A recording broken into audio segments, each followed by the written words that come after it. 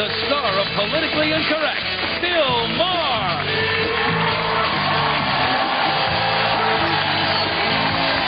Bill's guest tonight, Dennis Miller.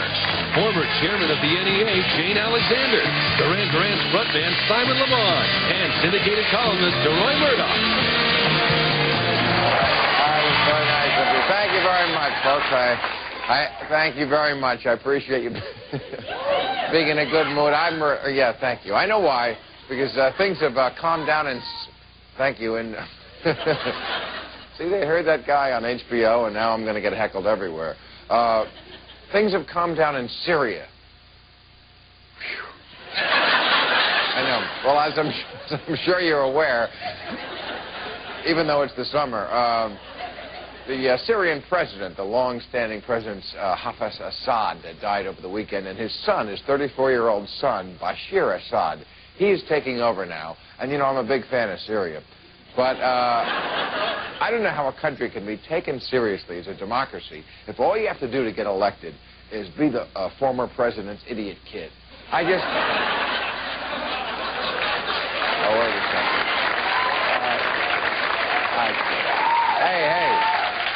I kid George Bush. Oh, I see now. Oh, okay. No, George Bush Jr., he is on the hot seat about the death penalty. Have you heard this? Because the Chicago Tribune is accusing him of executing dozens of death row prisoners who have been, their case has been compromised by crappy attorneys, that's a legal term, and inadequate evidence. And a study came out said that 2 out of 3 of these convictions are overturned on appeal. In fact, statistically, there are less actual killers on death row than there are on death row records. I can't... That's an amazing statistic. And speaking of killers, today is the 6th anniversary of the death of Nicole Simpson. We still don't know who did it. But O.J. Simpson said today he's not planning any special celebration. He's just having a quiet night. Wait, at home with a few friends, family, and the guy who's teaching him how to beat a lie detector test. That's all he's going to do tonight. And finally, we're going to talk about this. I have to mention this. A deaf man in Buffalo, New York, is suing the show Who Wants to Be a Millionaire because he can't get on it because the first round of questioning takes place over the phone, and he can't, of course, do that over the phone. Regis Philbin said today this guy should stop whining and consider the advantages of being deaf, like not having to hear Kathy Lee babble on about her kids every day for 10 years. Okay, let us meet our panel. He is with the Atlas Economic Research Foundation, and he is a columnist with the Scripps-Howard News Service. Please welcome Deroy Murdoch. Deroy. Hey. How are you? Thanks for coming back. A very, very talented actress and the former chairwoman of the NEA. Her book is Command. Is that it? There it is. Command, Performance, and Actress in the Theater of Politics. Jane Alexander. Thank you so much for doing this. Thank you very much. All right, he is the frontman for one of the most popular bands of our time. Their new CD is Pop Trash. From Duran Duran, Simon Le Bon.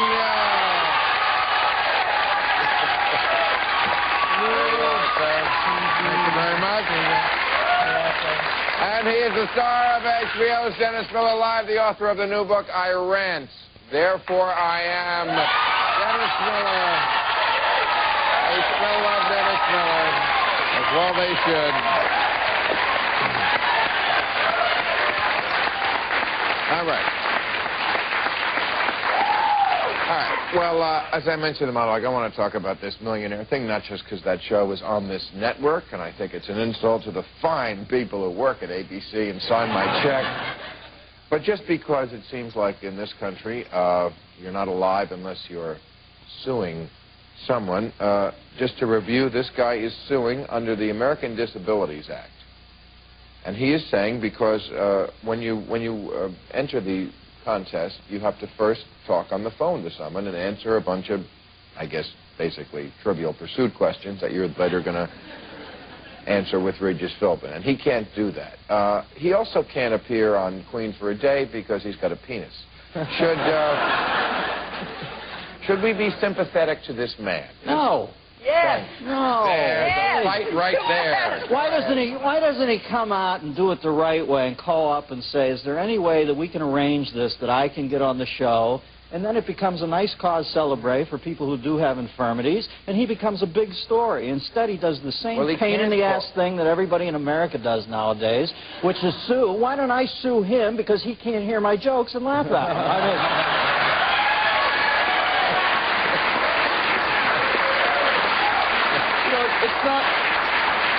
It's not like this guy... It's not like wait. Jane was trying to get in there. No. Mine is lame after this, but of course he should. Well, lame people will sue, too. Yeah, don't use that exactly. word. And it's all about access. So we have to give them access, and there's more than just this guy. There's all kinds of people who are deaf all across America. They have to get in there. Well, why don't we have let judges at Wimbledon with no fingers? I mean, for God's sakes,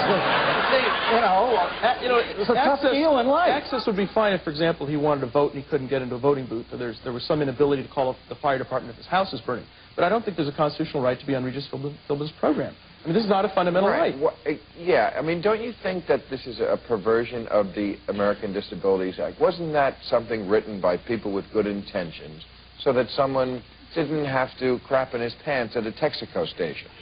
Do you think... So that kids could get... Do you think if the guy got on, though, and he actually got on the program, and he didn't win, he'd sue them because he wasn't clever enough? Oh. Give it time. You know, that's exactly... Yeah, there have been people suing people who have lost on that show, right? What's this? There's been people who have sued already on that show, saying the questions were confusing, and you know what, it's really, America has just gotten so soft. It is an embarrassment, for God's sakes. They got to start making these cases where if you file a nuisance suit and you lose, you got to pay for it. It'll clean all this crap up because there's no...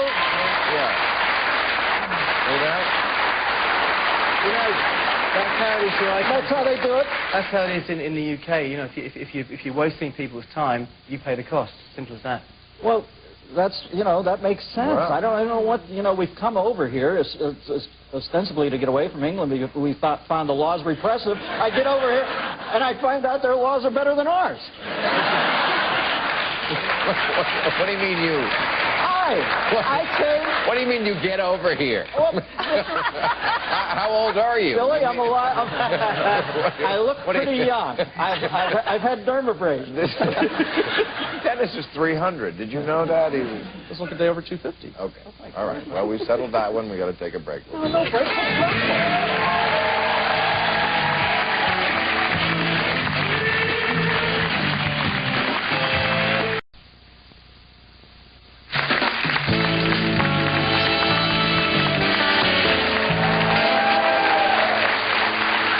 Okay, I've been trying to get Jane Alexander here for the longest time, and I'm glad she has a book out, because that always gets people here. And you were, of course, head of the NEA, and Dennis, you, of course, were not. All right. And this issue somewhat has to do with that. There's a controversy going on in New York. There's a photographer. His name is Spencer Tunick, and what he does, he photographs nude people in public. And I mean lots of them, hundreds of them. He says his photographs depict, quote, a living organism of hundreds of bodies forming a landscape, the relationship between the anonymity of public space and the human body. Okay. If Larry Flint said that, they'd laugh him out of the building. Anyway, so he's been arrested 5 times for doing this. Once at the Christmas display at Rockefeller Center. He's having a laugh. This guy's having a laugh. No, he must be having a right laugh. It's his career getting arrested. I know. He has nothing else happening. I mean, only in New York can a guy named Tunick photograph nudes. Yeah. Well, anyway, his case got up to the Supreme Court, and they ruled in his favor. They said he could photograph hundreds of nudes under the Williamsburg Bridge, where there are hundreds of nudes anyway. Of course, they're all dead bodies. No. The First Amendment apparently trumps my right, if I'm a commuter, not to be looking at some guy's hairy ass, and I wonder what I think the Supreme Court's got this sort of upside down because they seem to confuse public property and private property. In this case, they're saying on public property, you can walk around with no clothes on. And I think a city ought to be able to say a basic standard of decency is you have to have at least a little bit of clothing on out in public.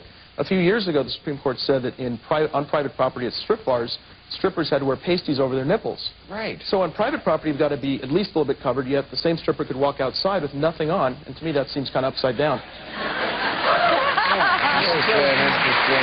Yes, you're right. That's the same. The Supreme Court is walking around in robes like Alan Carr in an Oscar party, and all of a sudden I got to watch every ugly nude person in New York. Alan Carr. Wouldn't it be wonderful if we all could walk around naked and feel good about it? What's this? It'd be great if you could walk around naked and feel good about it. Yeah, I think so too. And I also think I think that this is a great picture for the beginning of this new millennium. I mean, 150 people at dawn under the Williamsburg Bridge, first face down naked and then face up naked. What a great document. It's not people Well, who've been there are selected. better documents. No. I'm looking for more out of this millennium than, 100 flaccid erections under a bridge. Now, why couldn't they do this indoors? They could find a beautiful room indoors somewhere and do the same thing but on private property rather than out in public. Because it's documenting I think the minimum New you can York. say is you ought to have your clothing on. And the community standards for New York, let's face it, are very different than the rest of the country. Now, and this wouldn't work necessarily in Williamsburg itself, but it'll work under the Williamsburg. How about the very Bridge. conservative Hasidic Jews who might be walking around that area and wouldn't be very impressed? They wouldn't be walking around that area. They don't walk around Williamsburg and Brooklyn? They're going to be It's just the concept of it. You don't have to go to the Hasidic Jew card every time anybody wears anything else. But I think that's actually a good point, because I forgot the Hasidic Jews do live in Williamsburg, Brooklyn. Okay. Yes, but the and they're bridge... extremely conservative. I mean, these people do not even take off in the hottest summer day that long black coat and that hat, and they wear the beards. I mean, they're hot. I mean, physically. And they would be offended by that. Where are their rights? I mean, Well, they're not actually near the Williamsburg Bridge. You have to know what New York is like. They're not there. They're in Williamsburg. Jane, is there anything artsy-fartsy that you draw the line at? yeah. Yes. Okay. What about the This crucifix? was not an NEA-funded event. No, it was not. Let me say that. No, this is not an NEA This has issue. nothing to do No, with the NEA. absolutely not. Because I don't know if the panels would call it excellent and... Yeah, but there's art and then there's crap. And to me, this guy has no discernible artistic talent, so he does this freak show Mark Kostabi thing where he gets 150 people lay under nude. He gets arrested. He calls his publicist, tell him I'm up to 5 arrests, and all of a sudden he's an artist. That's what happens. Yes, you're right. I think you're right. Yeah. That's exactly what art is now. It's how you grab a headline, how you capture people's imagination. It's pure commercialism. And it's fine line between art and crime, huh? And crap. And sometimes they put the crap on the art. Yeah. That's the other thing that... Well, I'll bet you know what I'm nobody talking- here has seen his pictures. Nobody... you could have them on that coffee table. I wouldn't look at them. It's just, there's some things that just don't interest me. And that seems like the lamest excuse for art I can ever think of. I mean, it's the same thing as the guy who used to, go down into the shower stall in Soho and wet the floor and slither between the live electrical wires, He was another artist, too. All of a sudden, he's going to meet up with Van Gogh and Da Vinci up in heaven, and they're going to go, yeah, I did the movie, I did that. What'd you do? I slithered around like a snake in a Soho shower stall. Yeah, come on in. We're artists. Let's party. We got to take another break. You can't argue with that.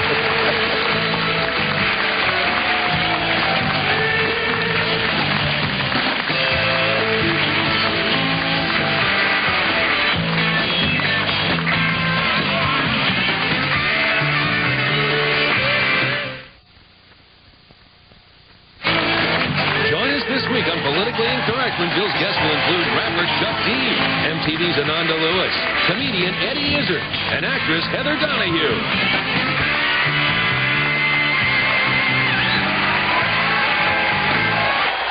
Okay. I guess the theme of this show is the basic American principle that whatever happens, it's not my fault. There is a case in Phoenix. Yes, Phoenix. This woman is suing the Family Planning Center there. She'd been there for 3 abortions, which went successfully. But then she came back for a 4th, and usually, you know, the 4th one is free. No, I'm kidding. But this time the doctors misguessed how far along she was in her pregnancy. They guessed 17 weeks. It was much further along. So basically what happened is she couldn't have the abortion because she was too far along. So now she has the child, and she's suing the abortion clinic. Wait a second, the doctors guessed? The doctors couldn't quite, I guess, because... Was this a Kreskin Institute? Well, I mean, is it an exact science? Yeah, sure. I mean, they can tell how far along a woman is, can't they?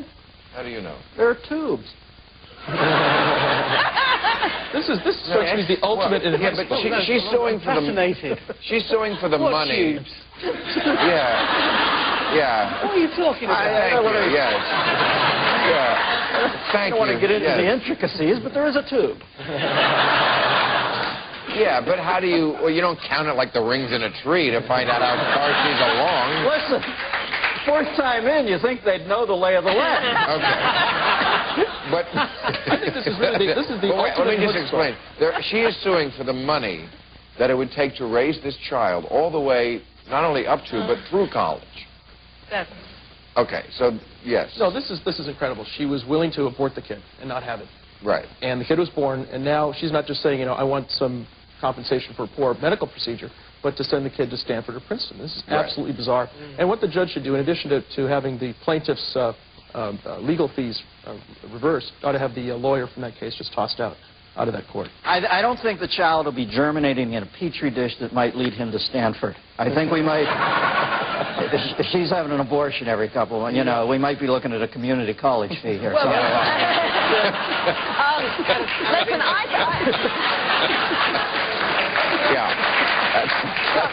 you guys are being really tough on this woman. Yeah. Oh, It's a malpractice suit. It is a malpractice suit. It is, and she should get compensated.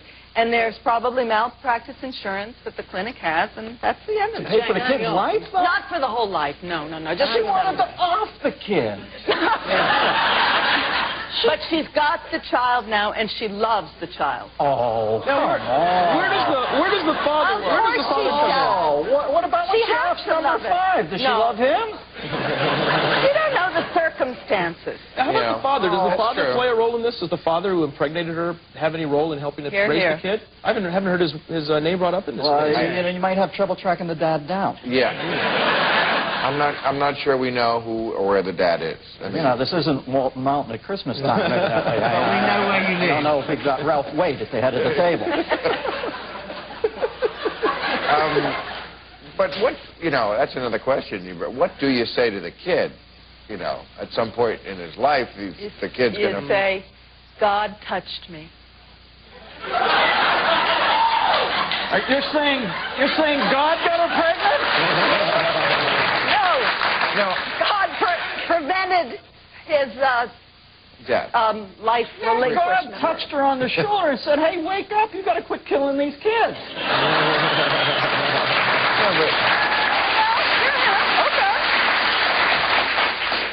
But I mean, how do you tell the kid that, you know, I love you, honey, but you know, you're only here because I couldn't get my lawsuit against the doctor who, you know, tried to kill you. That might, I think... That cuts into quality time with the mother. Yeah. I'm just saying. Thanks, Mom. I wanted to know a little bit about my past. Yeah. Is there any... Listen, it's Billy, you've stacked 3 things in a row here, like planes coming into O'Hare at 5 o'clock. And what do they all lead you to? They lead you to a completely irresponsible society where everybody just does whatever they want and then whines and blames it on somebody else. And you've got to grab the reins of your own life occasionally. You should not be having abortions capriciously like this. And I'm not... And if you do, and you screw up and don't kill the kid, then what are you suing us for? You know what I mean?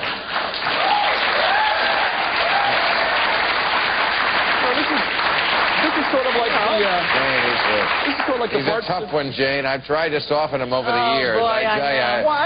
I like people to grab the reins of their life, and the three things you were pointing out, you just smack your head and go, what has happened to this Bart country? Simpson defense. You know, I didn't do it. And no one's responsible for anything. The blame just sort of floats out into space. Duh, I got to take a commercial.